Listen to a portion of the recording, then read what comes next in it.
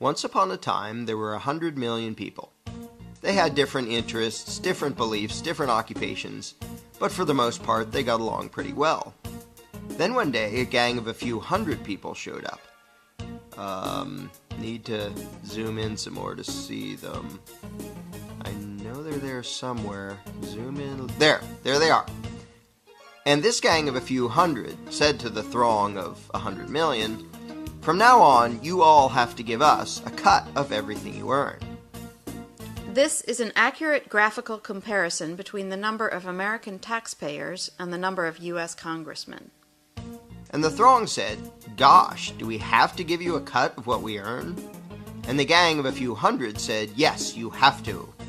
And the throng said, "Well, okay, I guess we have to." And one little troublemaker asked, "What if we don't?" The gang of a few hundred didn't like this, and said, "If you do not comply, we shall unleash upon you our legions of enforcers." And the throng cried, "Oh no, please don't. We will comply, we will pay." This is an accurate graphical comparison between the number of American taxpayers and the total number of IRS employees. Time went by, and the gang of a few hundred said, "Now we want more of what you earn." And this kept happening over and over again, until eventually some of the throng were paying almost half of what they earned to the gang. Whenever the gang demanded more, the throng would say, "Golly, we're already having a tough time. Do we really need to give you even more?" And the gang always said, "Yes, you must, or we shall unleash our legion of enforcers." Now the gang of a few hundred was getting trillions of dollars every year, spending it on wars and pyramid schemes, giving away goodies to their friends, buying influence, and doing lots of other things. And some of the throng started saying, "We don't really like the war you're waging with the money we give you. Do we really have to be paying for that?" And the gang said, "Yes, we demand it.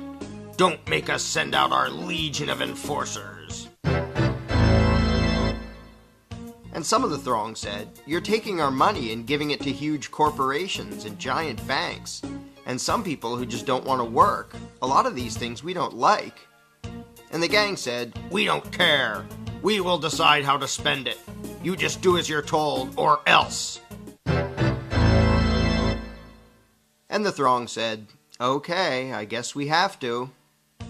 But eventually the throng got so fed up, so angry, that they took a drastic step. One day they said to the gang, "We don't like what you're doing. We want a new gang." And after pouring a huge amount of time and money into the effort, they replaced the gang with a new gang. Then the throng pleaded with the new gang, "Now, at long last, can we keep our own money, or at least keep more of it?" And the new gang said, "Sorry, but after much discussion, we've decided that you can't. You have to keep giving us what you've been giving, in fact, a little bit more than before." The throng was distraught and said, "This is dreadful. But after all, what choice do we have? I mean, they say we must comply, and they have that scary legion of enforcers. We're powerless against them. We'd better just do as we're told." So they did as they were told, got poorer and poorer, and lived miserably ever after. But after all, what else could they have done? What power could this throng possibly have compared to this gang of a few hundred and their enforcers? What chance would this thing have against this thing? How could these 100 million people ever hope to successfully resist the awesome power of this tiny little dot? In case anyone missed this, let's review. Here's them. Here are their enforcers. Here's us. Them, us. Them, us. Does anything about this seem just a little strange to you? Are you perhaps wondering, why does the throng need the permission of the dot to do anything? Why do these people feel the need to ask this tiny little dot if they can keep more of what they earn? Why would they spend year after year literally begging for lower taxes from this little dot? Is this dot just really darn intimidating? Is it very persuasive in its reasoning? To be blunt, why would this throng give a rodent's backside what this tiny little dot wanted? The fact that this tiny dot has the gall to issue such demands to such a throng is pretty startling in and of itself. But what is far more amazing is that the throng obeys this minuscule little parasitic gang of control freaks. What could possibly explain this? Let's ask the dot. This is how it works. When we, the dot, take your money and spend it on things you don't like, we're representing you.